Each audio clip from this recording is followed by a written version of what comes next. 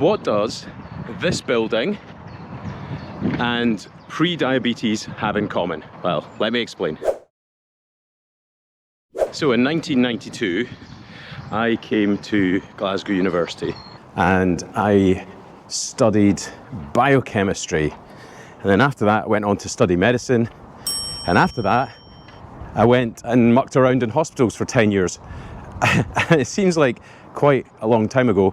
And in particular, one of the hospitals I worked in, which is called the Western, is now that bunch of cranes and new buildings. So they've completely knocked that down. Then after that, I decided that I should probably do, well, I'd done everything else, so I thought general practice was the last thing.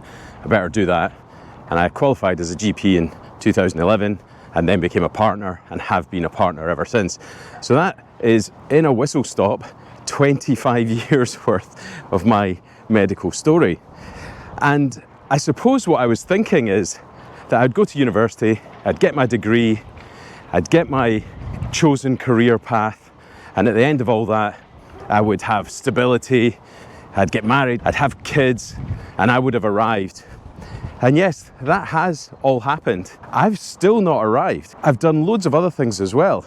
I've been a wedding photographer, I've done 2 Ironmans, I run 2 YouTube channels, and the message here is it never ends. And that's where the parallel with pre-diabetes comes in. Because when you get that diagnosis of pre-diabetes, the first thing the patients will say to me is, right, what can I do to fix this? And what they're looking for is a single thing that will make them better forever. And that's not going to happen, because what I've learned on my journey is that it's just the same thing every day forever in order to keep traveling forwards. In reality, there is no finish line.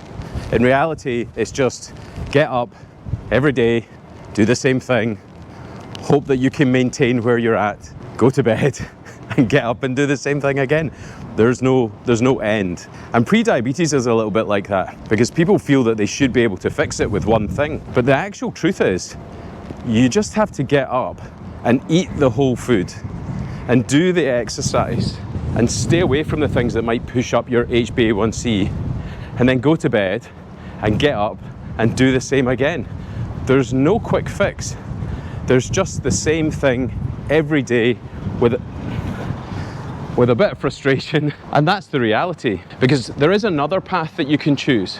The other path, unfortunately, leads to drifting up HbA1c, possibly tipping you into type 2 diabetes, possibly fatty liver, weight gain, obesity, and all of those things which are slow and insidious, and you might not even spot them happening.